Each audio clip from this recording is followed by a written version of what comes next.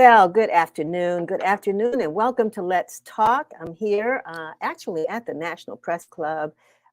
We are celebrating Black Press Week. This is the 197th anniversary of the Black Press. That picture doesn't reflect in the background, but I'm in a studio here at the National Press Club.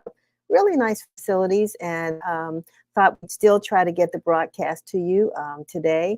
And as I said, there are publishers from around the DMV who are here, and I'm sorry, not the DMV, but also across the United States, Black newspaper publishers that are here, and we are talking about, we're having our board meeting. Dr. Ben Chavis, who is our national chair, is going to give us a State of the Black Press speech this afternoon in about an hour. We spent yesterday at Howard University Moreland Spingarn Room, where Zora Neale Hurston, the first publisher of the Hilltop at Howard University, was inducted into the Black Press archives. And if you're ever at Moreland Spingarn, you get a chance to go to the library on the lower level, a Founders Library. You'll get a chance to see all the publishers, including Dr. Calvin Rollard, publisher of the Washington Informer, who was enshrined there about a decade ago. And so it's been a really good week. We've had some great meetings, and we are really excited about the huge grant that the Moreland Spingarn Room received that allows them to digitize all of our publications that have submitted them over many years, probably 20 or 30 years, to digitize those publications, to make them available to you, those out, especially in the research community, that want to do stories about communities, issues, whatever it is that involves Black people. We always say the Black press is the record keeper of the Black community. Our photos, our articles, all of those things that date back to 1827, when the first Black newspaper was published. Of course, the archives don't go back that far, but they do go back pretty far. And so we're excited that Howard has that grant, that they're digitizing our publications and making them accessible to the public. So you'll hear more about that. But I didn't introduce myself for those of you all who are new to Let's Talk. I'm Denise Rollard Barnes, publisher of the Washington Informer. I don't have a newspaper to share with you, but I'm going to talk to you about that in a minute. But I'm really excited to celebrate Women's History Month with some of the great guests we have on today.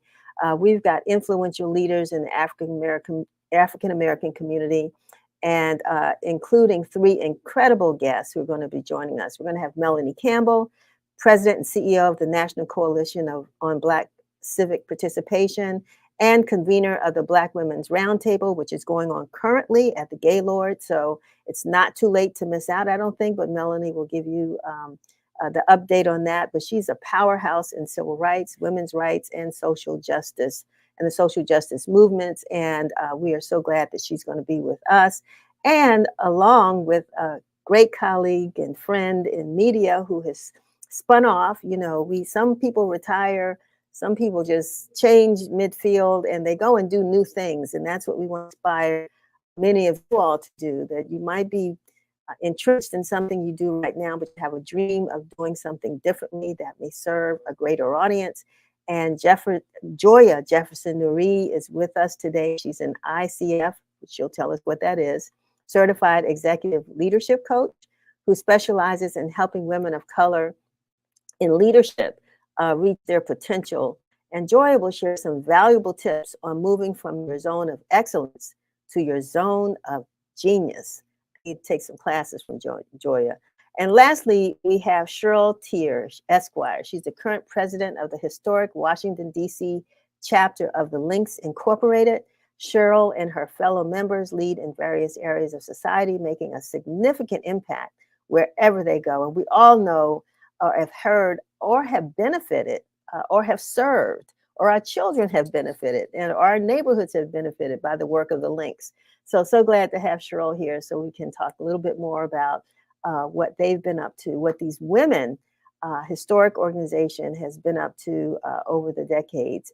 So before we jump into our conversations, make sure, as I said earlier, you pick up a copy of the most, actually, I do have one. Oh no, I didn't bring them. They're downstairs. I left the paper downstairs so the other publishers could grab a copy of the Washington Informer. You can get the print edition, and that's what I always like to show, just to demonstrate that we are still publishing a print publication. But if you want to share the paper, or you want to get a copy, or you want to read it, you can access it through our digital edition anytime, anywhere, by visiting our website at washingtoninformer.com. Again, that's washingtoninformer.com, where access is free. But we strongly, strongly ask, beg, please, ain't too proud to beg, but ask you to become a subscriber, to sign up for the Informer, because by doing so, we can send you the digital copy to your inbox once a week.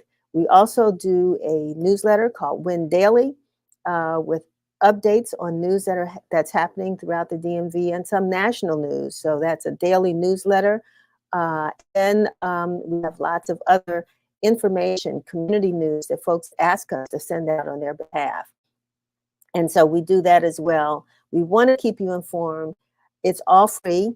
Only thing we ask you, if you see a donate button up there and you want to just help us out by donating to the Informer, we certainly would appreciate that as well. And in this week's issue of the Informer, we also have our health supplement. We do 4 of those a year. This month, of course, naturally, we're focused on women's health, the importance of nutrition, prioritizing healthy eating habits, and just living a great holistic life. So you'll get a double dose of the Washington Informer if you pick up this week's issue or you follow us online. And we'd love for you also to spread the word about our broadcast on social media platforms. And you can also follow us on Facebook, IG, or Instagram, X. One day we're going to finally stop saying formerly known as Twitter, but you can find us on X, TikTok, Threads, Nextdoor, LinkedIn, and YouTube. We are where you are. So if you go to our YouTube channel, please be sure to subscribe to our YouTube channel, which is Washington Informer TV. No spaces, just all letters right there together, Washington Informer TV. Sign up, and you all just don't know. Sometimes, your dollars help, but your support through signing up, subscribing, following, all those things help us in making sure that we can continue to supply you with the news, keep you informed, entertained, encouraged, inspired through the Washington Informer, which will be 60 years old in October. We'll talk about that later. So before we bring on our first guest, let's watch our weekly news broadcast by Curtis Knowles. This is Win TV News, bringing you the news that matters. Tuesday afternoon saw protesters demanding that the D.C. Council pass a resolution in support of a ceasefire in Gaza. Once inside of the John A. Wilson building, more than 50 people interrupted a committee of the whole hearing taking place in the council chambers and approached D.C. Council Chairman Phil Mendelson. After Mendelson summoned law enforcement to escort protesters outside of the chambers, acts of civil disobedience continued on the 5th floor of the Wilson building for more than an hour as protesters chanted in opposition to genocide. Moataz Salim, a resident of Northwest D.C., commented saying, quote, "It's heartbreaking and honestly maddening as well, especially given that the council welcomed the AIPAC, or the American Israel Public Affairs Council, and collaborated with them and took their money." Allegations of a game in which students fight each other inside classrooms at a Prince George's County school are now subject of a lawsuit by a mother who said that her daughter was hurt in a fight caught on video last month. Students are engaging in what is known as the fight game, where students set rules such as no hitting the face or pulling hair, among others, at Cora L. Rice Elementary School, according to Principal Kia Payne. Sakana Graham, who filed the lawsuit against the Prince George's County Board of Education, alleged that a former teacher allowed the 5th grader to be physically and emotionally hurt in the fight. She commented saying, quote, "For my child to have endured what she did is not right, and that I want justice for my child." After 14 years, Metro has said it has completely renovated all 169 Metro Rail bathrooms in the D.C. area.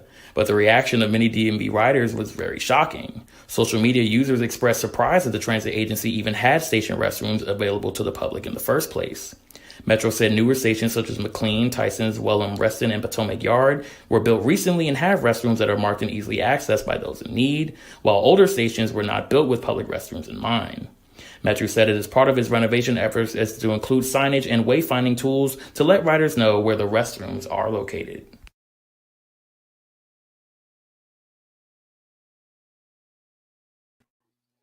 Thank you so very much, Curtis. I tell you, you're on it this week. So now I am excited. I hope she's here with us, Melanie Campbell.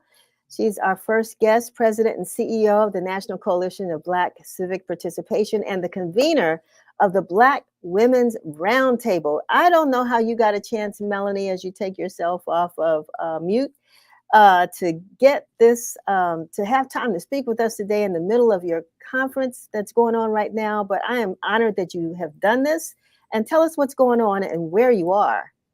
Well, actually, this year we're in Virginia. For 2 years we were in Maryland, Oh, so we that's moved right. around the DMV.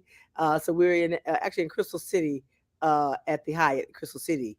We're sold out though, unfortunately, but people can still register to online. We're halfway through. So it's 4-day summit, and what we did, Denise, this year is that we have expanded our Global Empowerment Day, and we actually had a pre-convening with uh, uh, women from the diaspora from 13 countries to join us this year in partnership with the Solidarity Center. So we had a whole day where we spent together, and we had Caroline Wanga from Essence Ventures join us, and a couple of folks from the Biden-Harris administration as well. But it has been a great time. And then yesterday we were on Capitol Hill, and we hit all 3 levels of federal government, and we were at the Supreme Court where we had a press conference, and pretty much turned into a rally, quite frankly, where we were really lifting up what our concerns are before we actually started doing our visits to congressional members to give them a copy of our 2024 Black Women's Roundtable policy agenda and have conversations about those concerns. So we did that yesterday. And then today, and every day has a theme, Denise. And so today it's all about Community Day. So we're actually having policy conversations and strategy discussions around the issues that are concerned to us, our rights, our freedoms, and justice issues, the attack on diversity, equity, inclusion, Black history, and so on and so forth. But while we were together this morning, we also had a celebratory moment when we heard that Fannie Willis would not be taken off the case in Wow, Georgia. that's big news. That's big Really news. stopped. We had Monique Presley was our moderator, and we had Siobhan, Arlene Bradley, and others that were on the panel. And we celebrated that moment because we know Black women are feeling very much under attack. As women, we're under attack from controlling our own bodies to Fearless Fund, who was one of the largest venture capital Black women-owned companies, because we Right, don't in get Atlanta. the resources exactly. So we had them with us. One of the things we did at the Supreme Court was lift up the Fearless Fund, and then help them set up meetings. We met with um, Speaker Schumer, Mm-hmm. Majority Leader Schumer, yesterday. Actually took them to have a meeting with him, and just coming together and also having a little fun. We had a local, but yet international, Raheem Devon, celebrated what we call Black Her Story uh, celebration and Sistars Awards last night. We have 2 more days tomorrow. It's all about you day, where we pour in to each other, to ourselves, and really take the time to understand that health is important. Our well-being, our mental health, uh, and also when it comes to economics, entrepreneurship, we'll have a entrepreneurship challenge where we'll be giving up to $25,000 to an entrepreneur that leaves here from the summit. And then we close out on Sunday of Faith in Action. We have Bishop Vashti McKenzie, who will close us out as our preacher of the hour tomorrow on Sunday. Wonderful. So Yeah, Melanie, you all always have a very, very dynamic gathering. I mean, it's fun, it's entertaining, but it's significant, it's meaningful and powerful. I mean, your summit theme, owning our power, participate, protect, preserve, and promote. And this year, to me, is like the summits you've done in other election years, right? Where it's it's about talking about all the issues, but really there's a call to action. And I would assume when you were on the Hill and in front of the Supreme Court and places where you had your, where you gathered, what was that call to action that we can share with folks right now, especially women? The call to action was stand up and fight back, right? The call to action by going to the Supreme Court, to the Congress, as well as meeting with Biden-Harris administration officials, specifically the Department of Justice yesterday, right, where we went to activate what we mean by that. So we stood before the Supreme Court where we're not getting the justice we deserve with anything. Our rights and freedoms and opportunities are being rolled back by that building. So there's a symbolism to being at the Supreme Court because you have the affirmative action case that has had residual effects on opportunities for Black-owned business, minority-owned businesses, because of what was a case against Harvard, what had to do with education, has now filtered into corporate America, into foundations and other places where resources are being diminished, and people being afraid to say Black, right? So we are we retrench. It's a retrenchment and a pushback. So when we talked about critical race theory in Black history, now diversity, equity, inclusion programs are being totally banned in some states, or being rolled back. People losing their jobs, right? And resources, access to capital is the number one indicator of whether you can scale up a business to be able to prosper from that business, as opposed to just barely making it. Most entrepreneurs, we say Black women are number one entrepreneur growth, but we're majority are one women shops. And so mostly because access to capital. So if you don't have diversity, equity, and inclusion programs, those programs go away.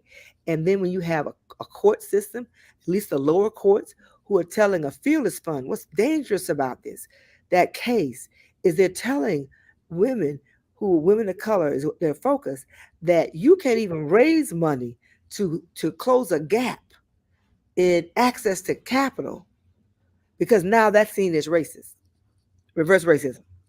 So we're in an interesting moment in time. Yeah, it's interesting to me that, for those of us in the news who don't always control the messaging or the message, that of all the issues that your organization or that you've raised as it relates to women and Black women, the issues that are being put out there, and I'm just wondering where you all are on this. You didn't mention immigration. You didn't mention the Supreme Court's decision to roll back Roe v. Wade.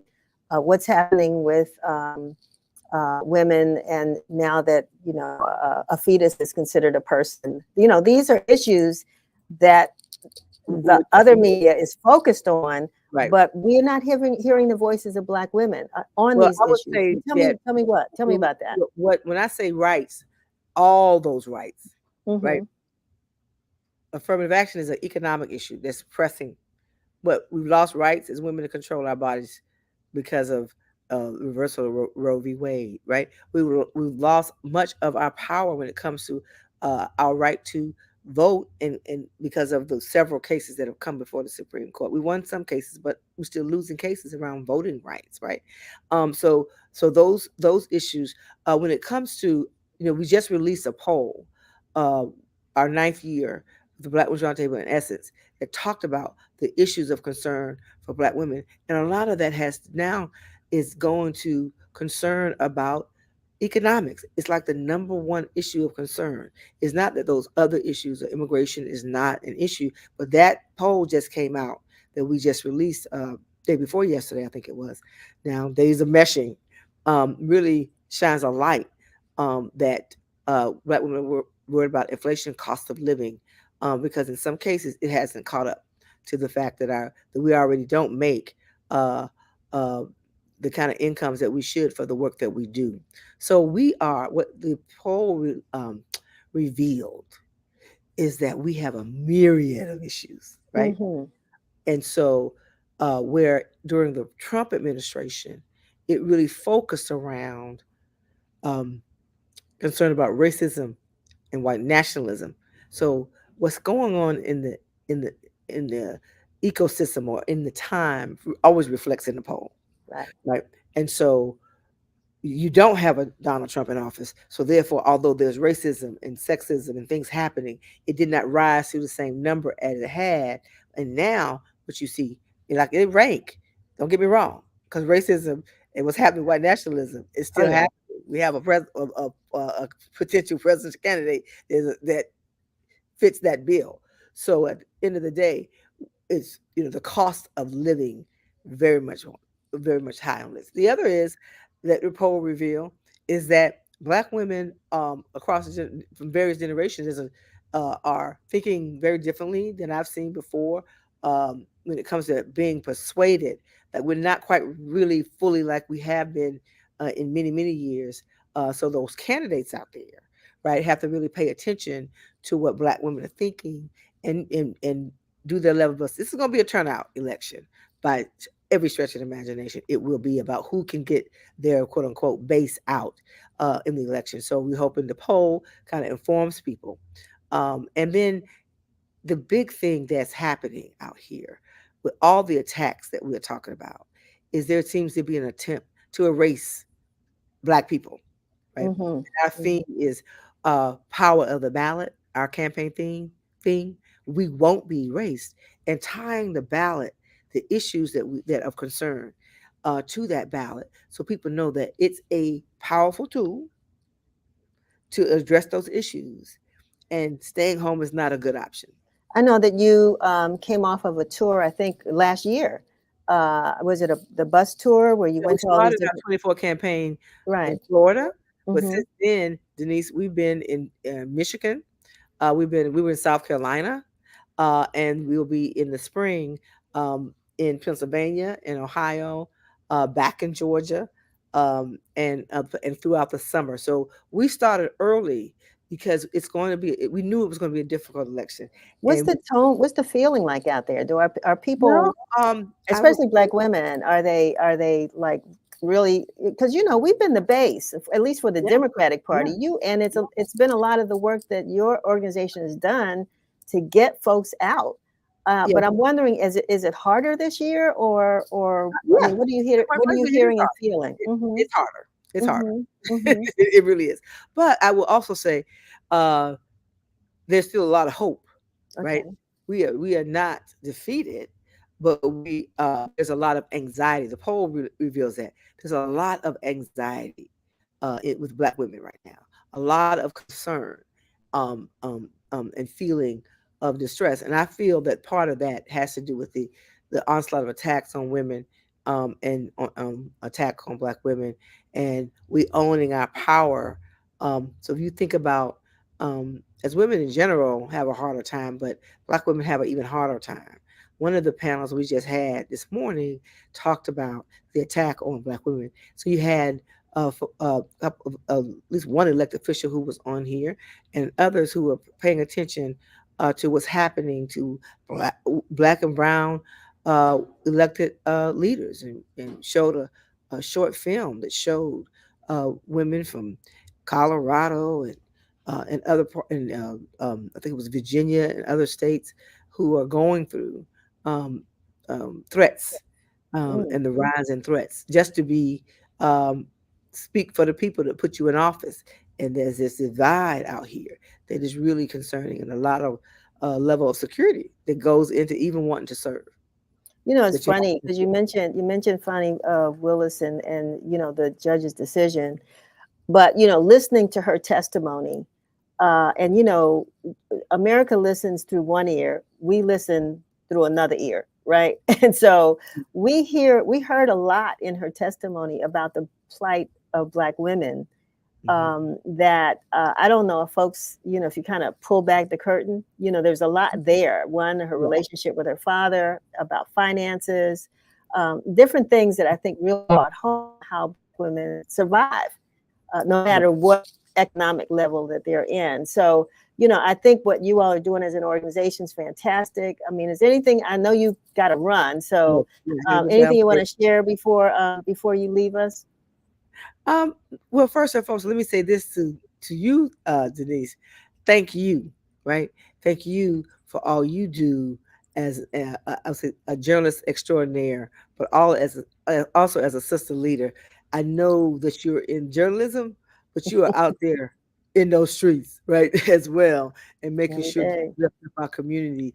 I Mhm. didn't get a chance to give you a hug during the MLK parade, but we was out there on that. Cora Barrett, Masters Barrett had me on that flatbed truck. And it was Uh, cold. it was cold that day, but we stuck it out, right? My friend Mustafa Hafiz was on that. But I waved at you. But Right. it's really so I thank you for that. And so, but if people want to get involved, they can follow us at Black Women's Roundtable. They can go to unitycampaign.org and get a copy of that poll. It's very, very, very informative. Um, um, it's posed on a snapshot in time, and so it just happened. So give you a feeling where we are today. Tomorrow, something can happen and shift it, but right now, this is where Black women Where are. can I go? Repeat that again, where you can get the Unity, UNITY, Unity. Okay. Uh-huh. campaign.org. Great. Okay. All And right. get involved out there. Right. Do something, right? If it's just your household, and make sure you show up and own your power. Wonderful. Melanie Campbell, thank you so very much for being with us.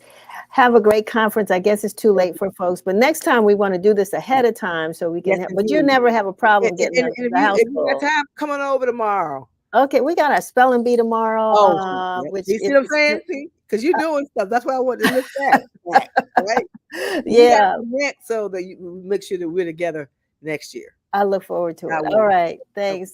Best wishes. Thank you. All right. Yeah, when we talk about the plight of black women, which I'm so glad to bring on our next guest, but and I don't know if she'll, amen this, but community is really important. And so women out there who are, struggling, having questions, or doing well, joining organizations is critical because people are going to advocate for you. You feel like, again, it helps to give you power. So I was glad that Melanie joined us. I'm glad that Joia Jefferson Nuri is about to join us as well, an executive leadership coach. Joia, thank you for joining us. Oh, you are very welcome, Denise. And I do want to amen what Melanie said about you being in the community. You have redefined what Thomas Jefferson was called the third estate, the fourth estate, and its role and its responsibility to the democracy. And you have really stayed true to that because you're supposed to be the people's ears. Right. And that's how it was defined in the Constitution. And you have been true to that and not partisan, just truth driven. And I commend you and your father before you Yes. for staying true to your role in the democracy. Thank you, Joya. I really appreciate that. And one of the things I'm trying to get those of us in the press to stop from doing, and that is calling ourselves the voice of the Black community. No. The Black community has its own voice. Yes. Like you said, we're the ear. You're right. the ear. You're the ear, not the voice. And our job is to amplify those voices. Yes. So and from someone whose background is in media, and now you've transitioned, I guess. We'll talk a little bit about that. I really appreciate those compliments. So thank you. You're welcome. But you're now an executive coach and certified by the International Coaching Federation. Yes. What does an executive coach do? An executive leadership coach do? Well, first, the ICF, the International Coaching Federation, is the most revered certification program in the world. And I chose it because of its global respect and how hard it was to get this credential. There are people who get credentials because they go to weekend programs. I've seen that. 18-month graduate program. And so I just had to do that work. And I couldn't believe I had to actually do book reports again. It's like, oh my God, a book report. And you said to yourself, did I ask for this? Yeah. But what I learned was positive psychology. I learned how the prefrontal lobe of the brain works and how it relates to your life. And so I got a very detailed training on how your psyche works and how you respond to that, how your Mm. physical responds to that. A leadership coach, and I'm an executive leadership coach, is here to ask you the powerful questions that allow you to get past your false upper limits into where you want to be. And I am honored to say that in the years I've been doing this for more than a decade. I did the media for 30 years, but for more than a decade, I have been doing this. And I couldn't figure out why white women never hired me. I had 2 white men in this whole decade, 11 years. Mm. No women ever hired me. And about a year and a half ago, I said, oh, this is my calling. Oh, I'm not to resist this. No, You know, no. I mean, wasn't sweating it, but it did cross my mind. Yeah. One Black woman would tell another Black woman. And then I shifted the wording to being women of color because some of my clients were Puerto Rican backgrounds. They would come. And I shifted it to women of color. And now I have a client in India and a client in Thailand. Wow. Okay. Yeah. And Okay. so it feels like it was a calling to be of service to women of color. So what I do is I work with them, and they're either already running their own entrepreneurial piece, or they want to be a CEO somewhere in corporate America, or they're wanting to be a CEO and transition back to being an entrepreneur. And I help you get past your limits. Mm. You mentioned in the introduction moving you from your zone of excellence to your zone of genius, because we're all excellent. But are we doing it with peace and calm and strategy? Probably not. In your zone of genius, it's like a nice dance. You glide through. And when you hit a rough patch, you have the ability to center yourself, to come back to your center and find your peace and work your strategy. And that's what happens in the zone of genius. And if I can continue here, you don't reach your zone of genius because of your inner critic. Mm. Voice in your head that is constantly telling you what you're not. And the prefrontal lobe of your brain is the last part of the brain to develop, and it is constantly comparing. So it compares you to your past. It compares you to Jane over there. It compares you to him. It compares you and constantly diminishes you. We all get this start of this somewhere between the ages of 6 and 13. Some of us generally about 6 and 8. There's something happens that shakes your confidence. It could be something innocent, like I'm not telling you to know your place and be careful out there, which makes you recoil, or it could be something malicious, a sexual abuse, somebody telling you your hair is ugly or that your skin is too dark. And then we play that in our heads throughout the rest of our lives. We play it throughout the rest of our lives. And we actually think because it's the first thought, it's the wisdom thought. You can't get that house, you won't get that job. It's not the wisdom thought. It is the inner critic thought. So when we learn to know when she's talking, then we are able to build a toolkit to shut her up. You know, Joy, it's interesting. I will confess, when my dad passed, and I was going through a lot of anxiety at the time, so I sought a therapist, right? Mm-hmm. And one of the things he used to ask me all the time about, the things that I would talk to him about, was, why are you having those thoughts? And because of this, and that's why I'm here talking to you, and blah, blah, blah. And he said, but why do you think thoughts that hurt you? And I thought, He said, why do you think thoughts that hurt you? Yeah. And I'm like, yeah. I mean, it took me several years for that to sink in, right? Because I'm like, I'm paying you to fix me. But I realized it was here. No, and so you have to fix you. Yeah. Or reimagine you. Your therapist was great. I do want to say to everybody listening to this, seek help. Mm-hmm. Seek help. Seek a coach. Seek a therapist. Nobody does this alone. And if you are having thoughts that hurt you constantly, oh, I'm fat, or I'm this, she won't hire me, oh, whatever it is, seek help to get out of there, because you need help to identify when that voice is talking.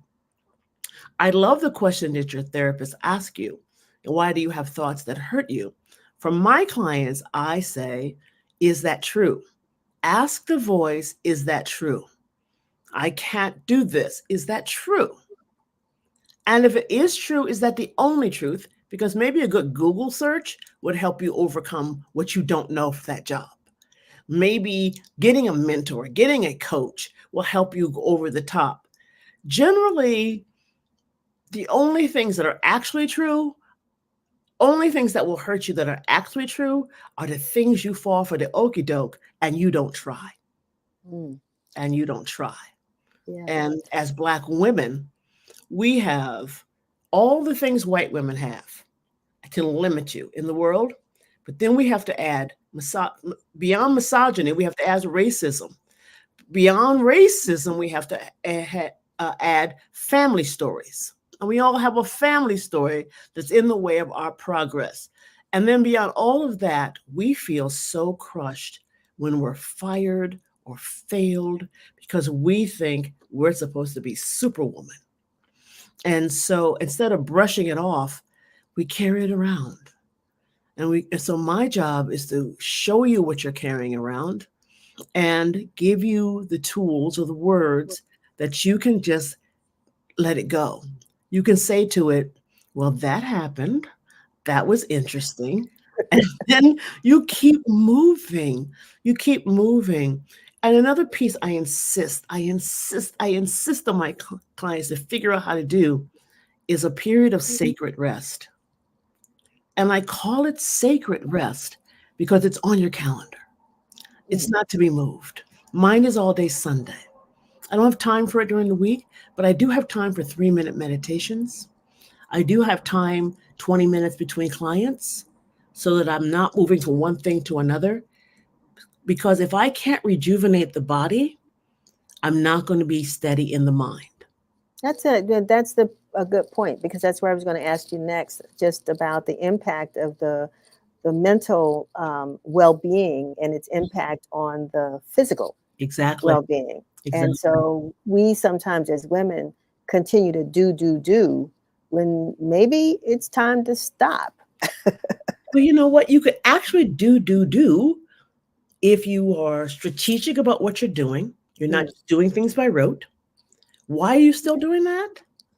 Why are you still doing it like that? How come the kids can't make their own breakfast? It's those sorts of things you have to reevaluate. Why am I doing this in this job? How come John's not doing his part on this job? Things you have to reevaluate what you're actually doing, but understanding if your automobile runs out of gasoline, that car is not going. And so when you take the time, you tell the husband, you tell the kids, you tell the job, I need sacred rest. And it could be anything from a hot bath, the shower with the shower bombs that give you some aromatherapy. It could be a yoga class. It could be a glass of wine and Netflix. But you're not on your phone. You're not also having the papers you have to mark for work or grade those papers. Is your sacred rest. And I always ask my clients to have your journal nearby so that you can start thinking about it. Your brain's not going to shut down. You're just slowing it down so your cells can regenerate, and then you can have creative space. You talked about the woman herself being in an environment that may not be supportive, but there are women who may own businesses. You know, they're not the executive leadership client of yours, but they're in an environment where they're working with other women and may not understand the tools that they need to put in place to make their employees feel supportive. Do you address issues like that as well, or is it just? Oh, yes. I have entrepreneurs that I work with over the years who are figuring out how to have a healthy environment around them, the women who work with them, and to back down these notions that women are always confrontational with each other. Women are always in competition with each other, and that there's a certain mindset of being a leader that you can't be loving, You can't embrace people, and you can't show your weaknesses. People like to work for humans, not machines. And that just because you show a weakness doesn't mean you're not strong. Doesn't mean you're not determined, doesn't mean you're not brilliant at this work. But nobody gets here without fumbling. Nobody gets here without falling down. I mean, it's hard to tell people that I had a period of time where 2 years I was on welfare. I came out of my divorce. I went on welfare. I got food stamps, but I found it to be a wonderful period of reevaluating my whole thing. And so I decided I would rather do this than work in newsrooms. I decided I would rather be of direct service. So I wanted to do human rights communications, which is when, my Trans-Africa work, my work with Harry Belafonte and Danny Glover. But I needed that period of what the world would look like she has failed to rejuvenate me, to be brave enough to take the next step. Brave enough coming through my inner critic, doing all these voices that say, oh my God, Joia, you have messed it up. But I didn't mess it up. That period was over. I needed a period to decide, what is my next service? What do I do next? And then out of the human rights communications work into the coaching. Just a year of looking like I'd messed it up. And my inner critic kept telling me that until I got a hold of her. I can let her know she's safe. I'm not going to make a move that'll make us homeless. Or I take a small baseball bat and I beat her across the head. Either way, she's got to shut up for me to do what I'm brought here to do. And I say for all women of color, you have a reason to be here. And are you in the way of that? Wow. Let me ask, before we run out of time here, because there are women who are mothers listening. There are women who are teachers in classrooms with young girls. And I'm talking about young girls. We're raising a generation right now that's so stuck on social media that it's shaping them in ways that we may not all appreciate. I'll put it that way. So if you are in one of those roles, you're a mentor, what have you, is there anything you would, and there's a lot of free advice you're giving us today, and I appreciate it. Oh, you can have it, Denise. Anything for you. You know that. Anything for you. And it's really important to me. Yeah. To do as many interviews, as many of these that I possibly can, so that I can get the word out. Right. So it's not free advice. It's not mine to own. It is, I'm supposed to do this. Wonderful. And I thank you for this opportunity. But to answer your question, the ideal question is you don't get social media until you're 14 or 15 years old. So did you have time to build your own base of who you are? You are the most confused between like 8 and 14. Totally confused. Hormones are going crazy. You don't know where you fit in the world. Sally doesn't like me. All of those things. And then you have to compare yourself with these pencil thin girls on the media, or the girls who have 6,000 followers. And we think that makes her popular, when it doesn't. It just means that she's offering something that people want to look at. And some of it's part of her body. Some of it is she's doing something ridiculous and people want to look at. It has nothing to do with her. Nobody knows her. So since we can't take social media, because a lot of people, their kids have to have phones. They're latchkey kids. Really young, they have to get phones. I get that. But I think as the parent, as the mentor, as the teacher, as the elder, it's important for us to help these girls build a foundation of self-worth. We have to, despite you working 3 jobs to keep keep the roof over our heads, your daughter has to find a way, and your son have to find a way to love themselves, even with the global comparisons that are happening. So you have to tell your daughter she's the queen, and demonstrate for her that she's the queen just as she is, that she was worthy at conception, just as she is. And it doesn't matter whether she gets an A or a D, that does not take away from her worth. She just has to study harder. That's Right. not a worth thing. And if we can establish to our young Black girls their worth, then maybe we have fewer babies from girls who are trying to get love out of a boy who has 6 other girls he's sleeping with.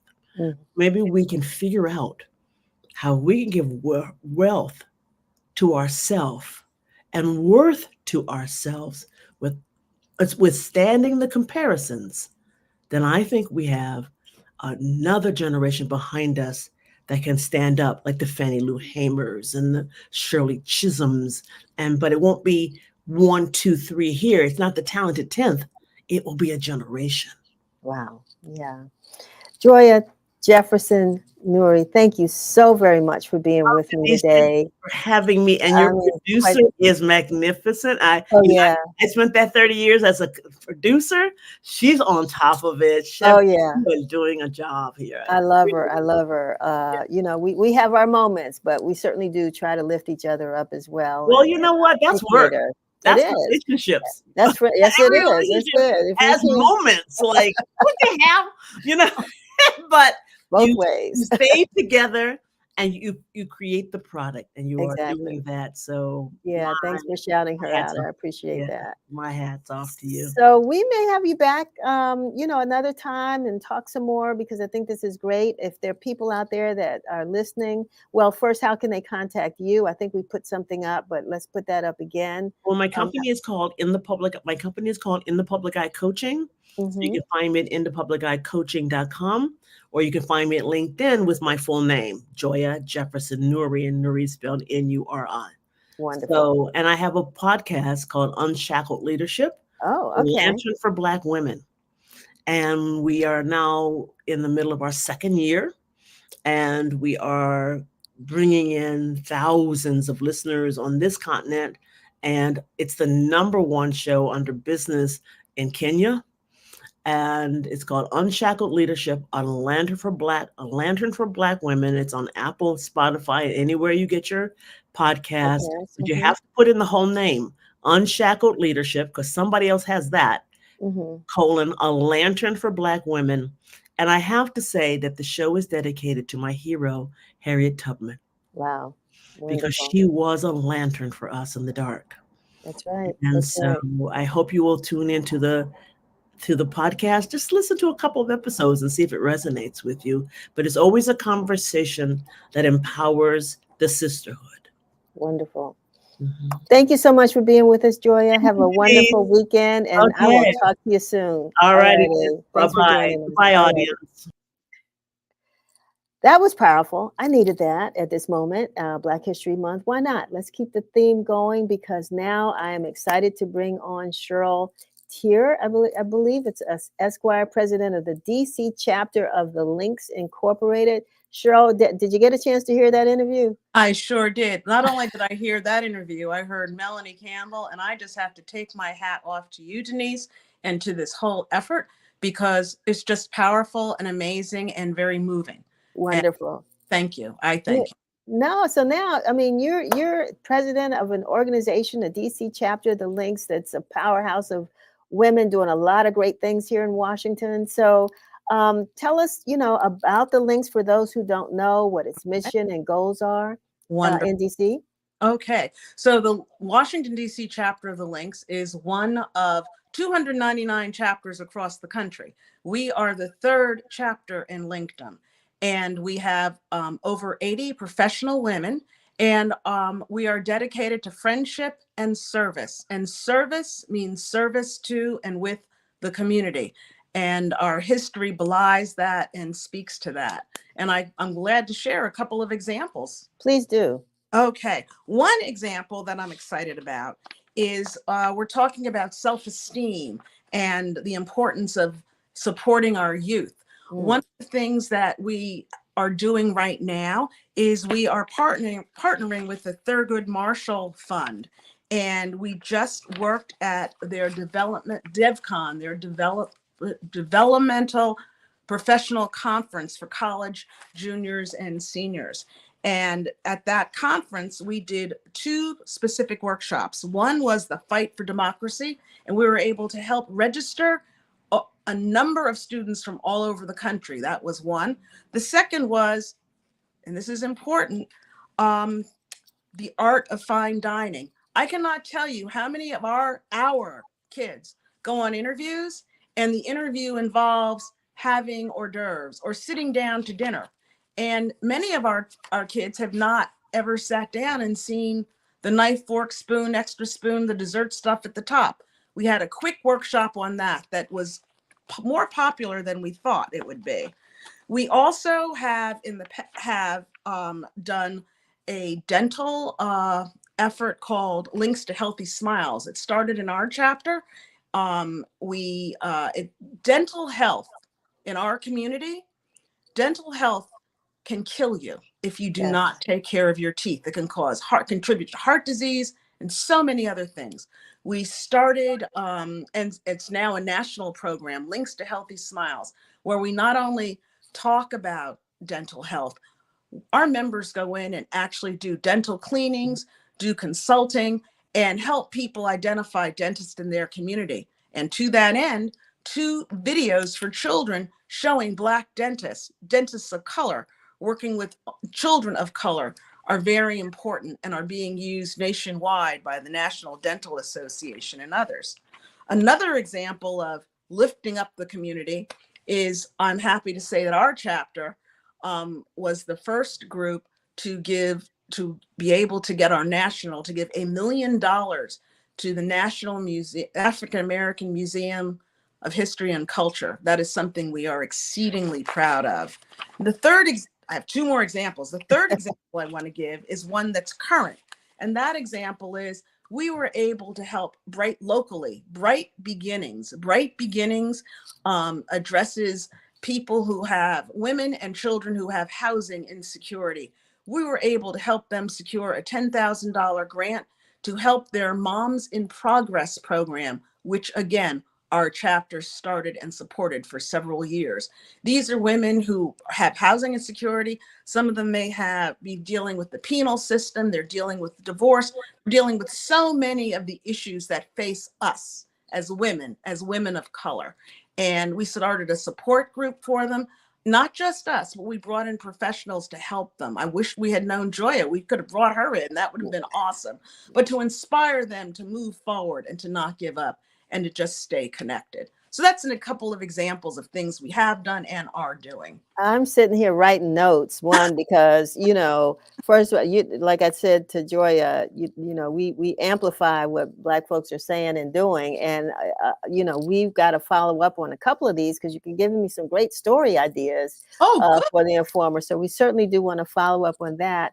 And I think it's just really significant. Now, you all are doing an expo, a Black Family Wellness Expo tomorrow. Yes. Tell us about that. Start with the links nationwide. Over 200 chapters are participating in this. But our chapter is doing the Black Family Wellness Expo at the Washington Nationals Youth Baseball Academy, 3675 Eli Place Southeast. It's in partnership with the Washington Nationals Youth Baseball Academy, Operation Pathways, Howard University, the National Institutes of Health, the American Diabetes Association, and several other groups. We are going to be having referrals, workshops, activities that span the generations. It's not just for kids, and it's not just for elders, it's for everybody across and between. We are asking that people register and come out between 10 and 4. And you can register by going to our Facebook page, which is Washington, D.C. Links, Inc. And what's the time? The time is 10 Cheryl? o'clock to 4 o'clock. 10 to 4. Okay. And it's going to be very exciting. A lot of hard work has gone into this, and the ability to get information, screenings, et cetera, will just be very powerful for our community. I love most of the women's organizations that I've, you have your sororities, the links, what have you. My mom used to be part of an organization back in the day called the Jugs. I think it was Justice, Unity, Generosity, and Service. I love it. Yeah. And it was a small group of them, but, they were very active and engaged, and their focus was on children with disabilities, mental health issues. But how do you I guess gather this group of women? It's 80 of you all now. Yes. What not necessarily ask how to become a link, but how do you become a link? You know what I'm saying? Well, Is there a commitment to service? That's what I'm asking.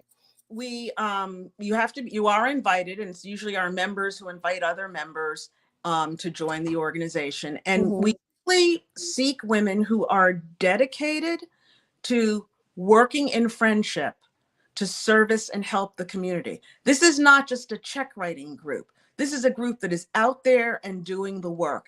And we want our members to be committed, regardless of your rank or serial number, to be out there and to be actually doing the work. And that's what's so important to us. I should know this, and I apologize if I'm incorrect, but do you all still have your building? The national organization, yes, Has ma'am. the building on National Massachusetts Avenue? does have our building on Massachusetts Avenue, and it helps support the work nationwide, which is very, very exciting.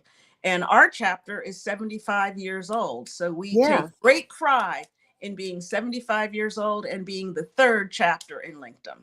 That's amazing. And then some of your members, I mean, everybody knows people who probably have been or are members. I know Julia Malveaux, who wrote for the Washington Informer, still does actually. She was your national president, though, right? I know that she was active at the area level. I'm not sure. I don't believe she was president. National. Okay. It seems like she was. I know she was a member, but at any rate, yeah, it's really. The Black Family Wellness Expo is tomorrow. Yes. And let me ask you this question: Why the family? We think women and girls, but why the entire family? Why did you all decide to make this a priority? Who does family responsibility fall to? It falls to us most of the time. Most of us, women of color. And for that reason, we thought if we were able to do something on a nationwide basis and locally that served the family and showed women not just participating, but sponsoring this, it would help move us all forward and really support women, particularly women of color. This is something, actually, I know the association can't do it, but that needs to be done every day. Because people do need support. And I'm glad that you picked a location east of the river in Southeast, which is a place where a lot of women need support. Yes. Great work. Great work, Well, Cheryl. Great work. Thank Anything you. else you want to share with us before we sign off? I'd like to share, please come out, please participate. And when we are doing things in the community, please come out and support us. Make sure you let us know so we can like this, and we can let our readers and everybody else know. You've got a spot here at Let's Talk, so we want to make sure we get you back. Well, thank you so much. Thank you so much. Thank you to your staff. They are wonderful. Thank you. For everybody, it's 1:00. We're borrowing this room here at the Press Club. I don't want them, you all to see them dragging me out of here because I'm supposed to be out by 1:00. So this is a show that is not going to run over, at least not much more than a minute. I want to thank you for watching Let's Talk today. I want to thank our wonderful guests. I hope you enjoyed all that they shared. Melanie Campbell, Joia Jefferson Nuri, and Cheryl Teare, Esquire, for providing insights, and we know that all that they said was inspiring and empowering for women. Remember that change begins with awareness and dialogue. Let's continue to spark conversations, break barriers, and build a more inclusive future. I also want to give a shout out, as others have done today, about our wonderful staff here, but particularly our wonderful producer, Chevry Lassiter, who had her homegoing service for her mom on Wednesday. It was a beautiful, beautiful service. Her mom was the mother of 5, grandmother of 18, and great grandmother of 12, and they all showed their love for her and all that she provided them as the matriarch in their family for all of their lives. So our hearts and prayers go out to Chevry and the Lassiter and her mom, her family, for at least taking time to still do what you do. She still put a show together, you all. That's what we do as Black women. So, Sherry, publicly, I want to tell you I appreciate you for that. So tune in next week for more inspiring discussions and impactful stories. I'm your host, Denise Rollard Barnes, signing off. See you later. Have a great, great weekend.